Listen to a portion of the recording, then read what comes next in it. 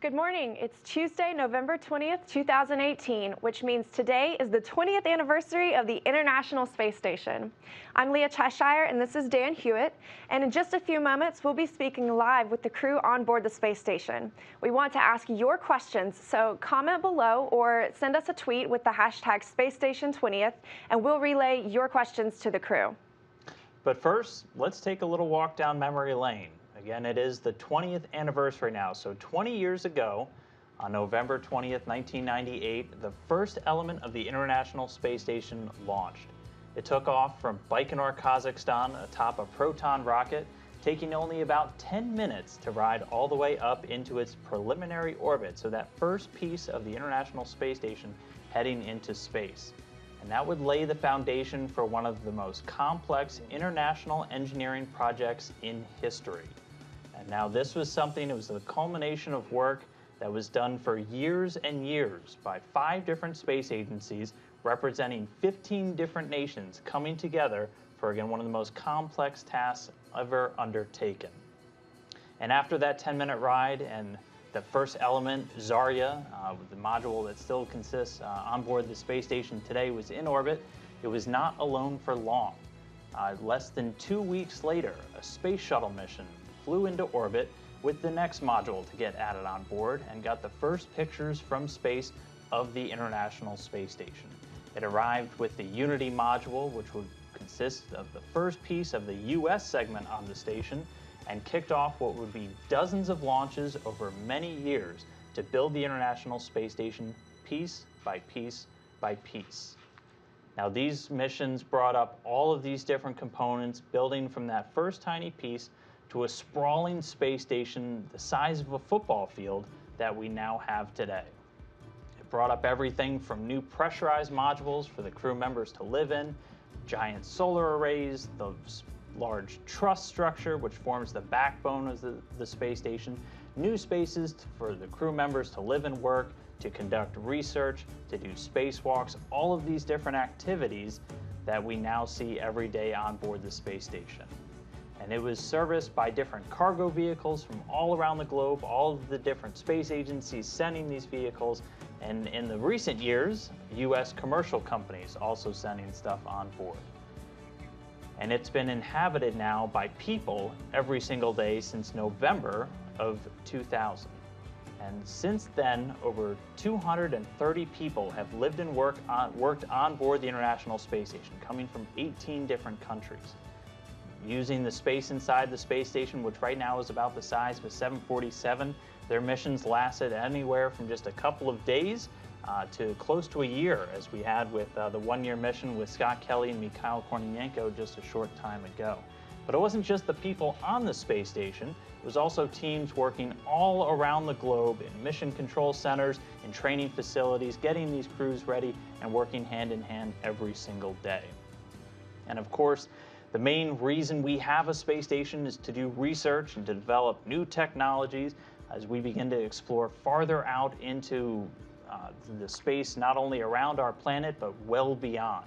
Over 2,500 different experiments from 106 countries have since been conducted on board the International Space Station, pushing the boundaries and fields of science everywhere from the physical, combustion, to biology, just learning how to live and work in space for extremely long periods of time.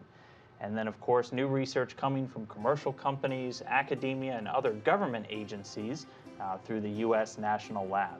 So a lot of exciting opportunities already taking place on board the space station in the last 20 years, and a lot of very exciting ones to come.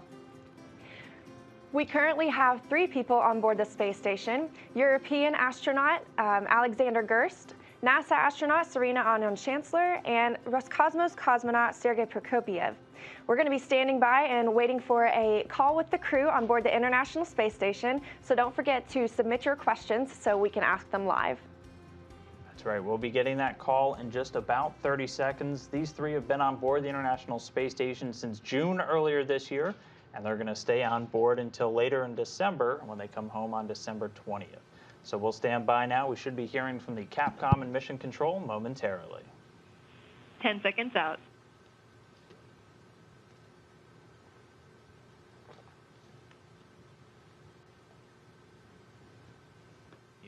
So. Station, this is Houston. Are you ready for the event? Houston, this is the International Space Station. We are ready for the event. JSC PAO, this is Mission Control Houston. Please call station for a voice check. Station, this is JSC PAO. How do you hear me? Johnson Space Center, this is the International Space Station. We hear you loud and clear. Thank you so much for joining us today. We are so excited to celebrate the 20th anniversary of the International Space Station with you, and I think that you three have the best seat in the house. We are going to be sharing some questions that we're taking live from viewers, and the first one is for Sergei. The question for Sergei is, how is the hardware holding up after 20 years, and are there any surprises in how well or how poorly some things have aged? Первый вопрос для Сергея. Насколько успешно выдержало оборудование и приборы 20 лет эксплуатации на борту МКС? Были ли какие-нибудь сюрпризы с неожиданно хрупким или, наоборот, выносливым железом?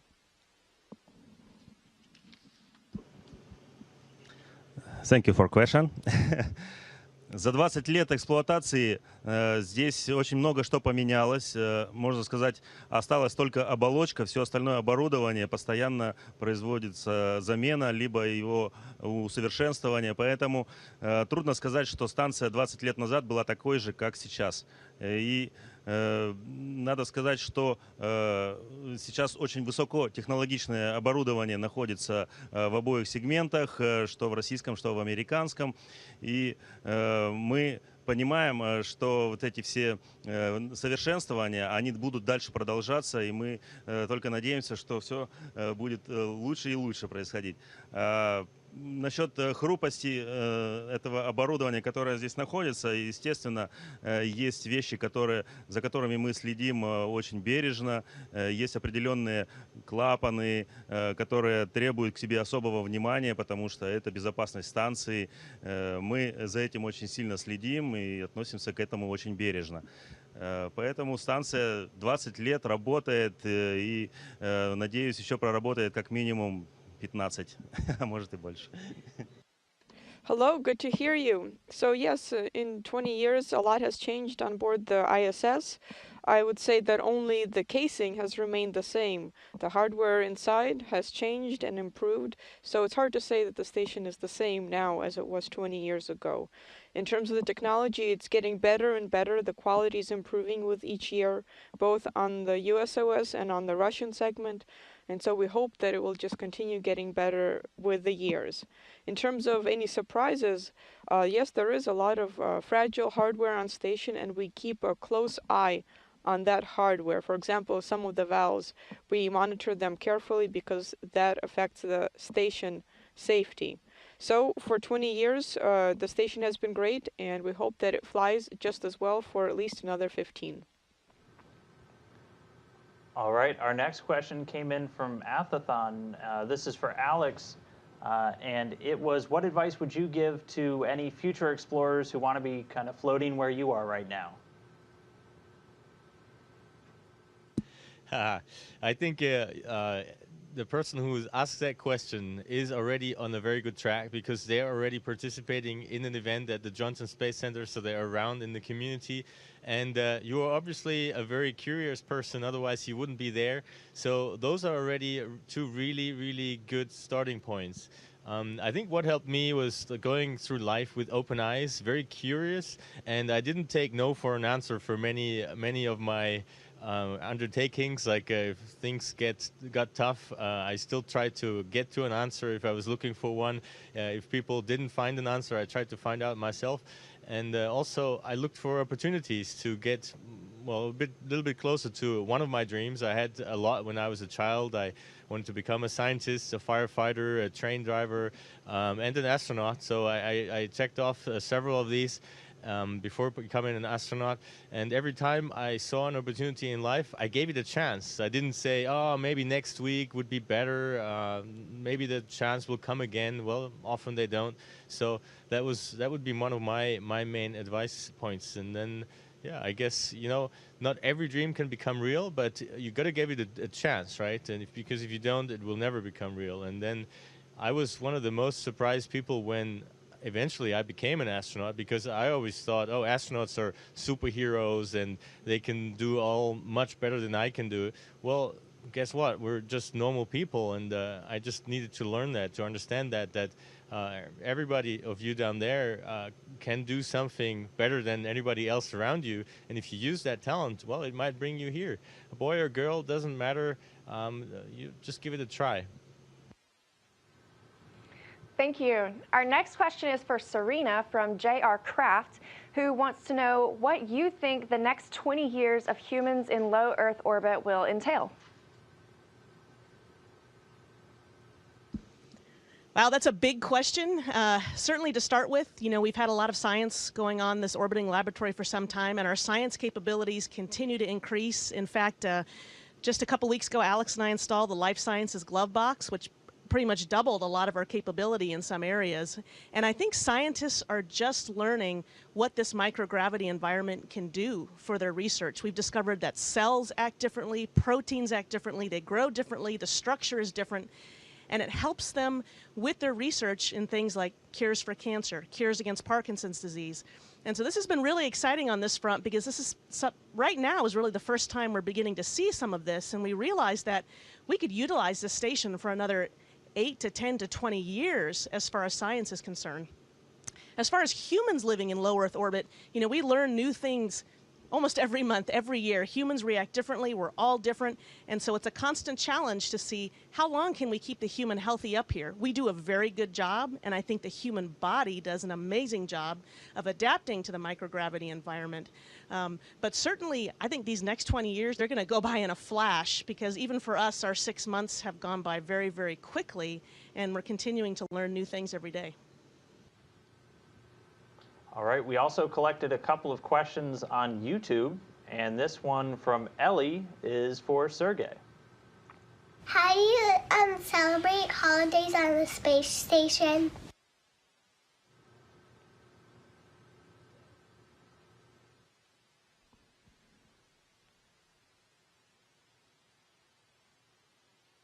Вопрос Сергею. Как вы отмечаете праздники на МКС?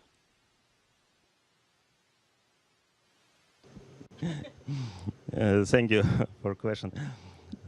Мы отмечаем в первую очередь тем, что вот сейчас находимся рядом перед вами и отвечаем на ваши вопросы. Это очень приятно, что мы имеем возможность встречаться с теми людьми, которым это очень интересно. И, конечно же, мы будем вечером отметим за совместным ужином. У нас пришло 2 грузовика с подарками от семей, от наших друзей. У нас есть свежие фрукты. Мы обязательно попробуем все эти подарки, и это будет для нас определенным праздником тоже. Thank you. That's a great question. Dinner with candle. And actually, we are celebrating today our 20th anniversary. And the first way we're doing that is by speaking with you who are interested in what we're doing. And it's a great delight for us. And it's a great way for us to celebrate together with you. This evening, we're going to have a joint dinner. We've had 2 new cargo vehicles arrive. They've brought up gifts from friends and family and a lot of fresh fruit. And we look forward to trying out all those gifts and to celebrate in the evening also. And we're celebrating with this great candle that you see floating around. Well, we hope you really enjoy your celebration. We now have another YouTube question for Serena, and this comes to us from a group of students in California. Hi, we are a 5th grade LEGO robotics team from San Jose, California. Congratulations on the 20th anniversary of the ISS. We have heard that many astronauts have nail injuries during spacewalks. Our team is working on a project to solve this problem. Have you or your fellow astronauts faced nail delamination during an EVA? Do you use any cream or lubricant inside the EVA space glove? Thank you for taking the time to talk to us. You inspire us, and good luck on your mission. Hey, that's a great question. Actually, the nail bed delamination is something that we've seen medically for a long period of time. Not every astronaut gets it during an EVA. It's variable, and we really can't predict who gets it and who doesn't. We think some of the contributing factors are that we are working in a pressurized glove. So when we go outside to do a spacewalk, that entire spacesuit is pressurized to 4.3 psi. So space is at vacuum, and we, of course, have to be above that to survive. But that means every time you close and open your hand in a spacesuit, you are working against that pressure. And every time you hold on to a handrail and move around the space station, the ends of your fingers also strike the ends of the gloves sometimes. And so we think that plus just pressure around the end of the finger sometimes causes that nail bed to lift up. So we're not allowed to really use creams or ointments inside the suit because we're working in a 100% oxygen environment, and that could be dangerous for us. There are certain sorts of substances that are approved, but very few, and some astronauts do use those, but it is kind of a mystery. Now, sometimes we see this pop up in training, and if that's the case, we can custom make gloves for that astronaut, and that seems to do the trick. All right, this next one is for Alex, which we're getting a lot of happy birthday ISS wishes from Berlin and a couple of other places in Germany. This one comes from Angela, who wanted to know, what do you miss most from Earth while you're up there? Yeah, hey Angela. As always, you know, when you're in a place where you don't have some of the things that you like, then you miss them first, right? Those are the things that you might miss from Earth. Is like food, like really great food. I miss, for example, salad, or also sometimes taking a shower just to have the feeling of water running down my body. I didn't have that since half a year, even though we wash ourselves with water, but it just doesn't fall down. Things like that. And then there's the things that I miss that I wasn't aware before, that all of a sudden hit me when I was up here, that I was missing things that I didn't even know they were important to me. For example, a November rain. Like some people think it's a fall rain. It's like cold and dirty outside, but actually, you know, when you haven't had rain, a single drop of rain for half a year, you start missing it. I start missing weather. I start missing nature around me, just like a walk in the forest, smelling the leaves, smelling the greens outside. That is something that I really miss, and I think that's something teaching us when we look down on Earth, right up here in space. I always thought when I grew up, space was a special place. I always wanted to be there, and I thought, well, Earth is so normal and space is so special. Well, when you're up here, you realize it's exactly the opposite. It's the other way around. Space is pretty much everywhere around us, around this little planet. It's black and empty. There's a few points that are worth looking at, and we do that, like the planets around us. But actually, the real special place in the universe, the real unique place that is our spaceship that only exists once and that we have to really take care of because it's very fragile, that's that planet Earth down there where you guys are. We have another question for Sergei from Miss Anna's students, and they are actually in Serbia. They want to know if astronauts can choose their daily menu, or is what they eat already planned in advance? And do you all eat the same thing? Вот еще один вопрос Сергею от студентов класса мисс Анны из Сербии. Вопрос про меню. Вы можете сами выбирать свое меню каждый день, или это уже все заранее запланировано? И все ли едят то же самое, или у всех разный план еды?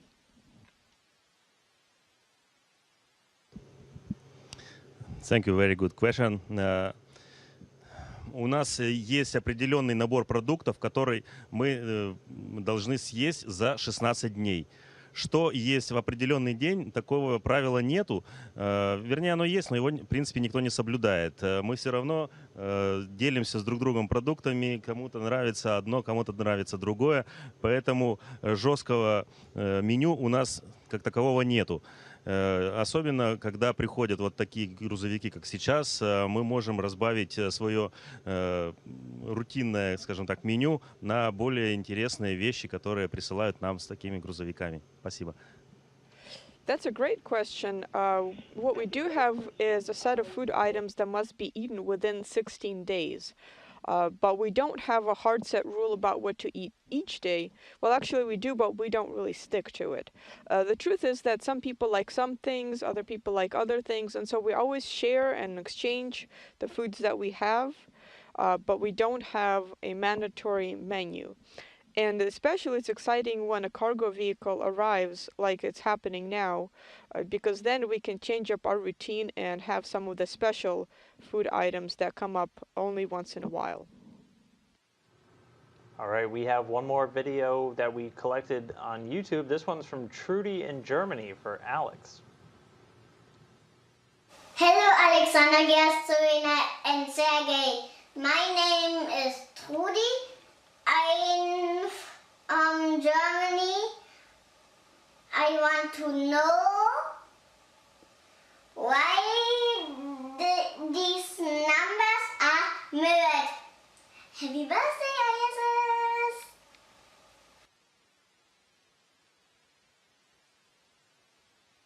Hey, Trudy. That's a really good question. And, you know, I was actually thinking about this a few days back.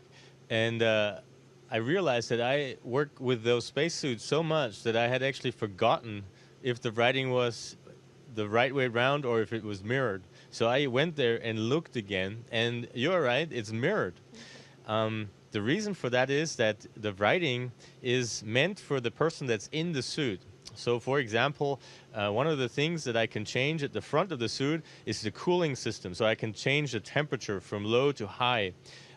If I'm warm, I just set down the temperature a bit cooler, and then I feel better in the suit. And to read the writing on that, I would have to use my mirror that I have on my wrist. And so in order to read it properly through the mirror, the writing is mirrored from the beginning. So to me, it looks proper, looks right in the mirror. But it's a really good question. This next question is for Serena. Amanda is watching live and thinks it would be pretty hard to sleep up there. So she wants to know how you deal with that. Hi, Amanda. Actually, I sleep really well up here. The first couple weeks, it's a little difficult, only because you're used to lying flat in a bed and you feel the bed all around you. And so when I first got up here, we have a special sleeping bag that we kind of attach to the wall in our crew quarters. And our crew quarters is about the size of a telephone booth, not very big. But once you get inside that sleeping bag, you're almost free floating, and it's a little difficult to sleep at first. So I found myself turning in all directions to put my feet up against the wall, my head up against the wall, to feel normal, like I was on Earth. And then after a couple weeks, that passes, and I still put a jacket, a piece of clothing up near my head, so I feel like I'm leaning on a pillow, and that's very comfortable for me. Just to pretend that I'm sort of lying on a pillow. We're not really lying. But overall, our crew quarters are very quiet inside. It's very dark. There are no cell phones to wake you up at night. And so we actually sleep very, very well up here. All right, this next one just came in from Krusty for Alex. He sees everybody kind of passing the ball back and forth. Are your reflexes as fast in space as they are here on Earth? Yeah, that's actually a really good question. And it comes back to, right, scientists wanting to find out how does the human body behave differently in space? And can we live for long in space? And how does it change? And one of the things, of course, are muscles. I mean, we knew that in early space flight, people come up here, they don't use their muscles much because floating is really easy, right? I can float up and down with almost no force. But our muscles don't like that because they reduce themselves in size and mass, and then we come back weak. So we're dealing with that problem already since many years, and now actually we find a way to really train our muscles effectively up here. So actually we're not losing muscle mass at all. It's like on my last mission I came back and I had 3 kilos of muscle mass more than before. But of course that's not all. There's other effects in our bodies that change, and we're monitoring this. For example, our eyes for some astronauts change a little bit. our cardiovascular system changes a little bit. And for example, for reflexes and muscles, we even have an experiment up here. It's called myotones, where we test the tonus of our muscles if it changes. So it's all ongoing science, and that's not only helping astronauts, but also people on Earth who have muscle-related diseases like muscle atrophy and various forms of that, who suffer from these diseases. They can benefit from the science that we do up here. In general, my feeling from being up in space for almost a year now on both my missions is that we do have like smaller things that change up here. But my feeling is that overall, and that's pretty amazing, is that the human body is very, very good at adapting to various environments. And one of them is the space environment. I mean, basically spending up here a year without major changes is a pretty good sign that we could spend much more time out there in space. Of course, we need to do research. There might be like little details that we need to look at that might change and that might become important. But overall, my feeling is that living in space is something. I think we just had a quick handover, but that was pretty much all of our time that we were going to have with the crew on board the International Space Station. So thank you very much to them for talking to us real quickly. It's always great to talk to them and get some questions from you, the viewer, up to them in space. But that'll do it for our Q&A with the crew today. Thank you so much for joining. Whether you are watching on NASA TV or Facebook Live, you can learn more about the International Space Station by visiting nasa.gov/station.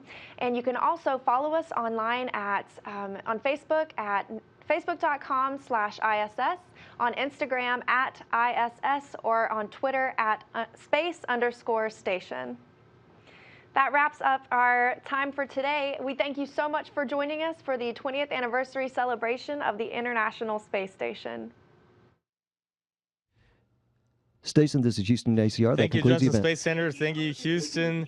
Thanks to everybody who is joining us today. And all the best from the most complex and most valuable and most unlikely machine that humanity has ever built. All the best from ISS. Station, this is Houston ACR. That concludes the event. Thank you. Thank you to all the participants on planet Earth and from the Johnson Space Center Public Affairs Office. Station, we are now resuming operational audio communications.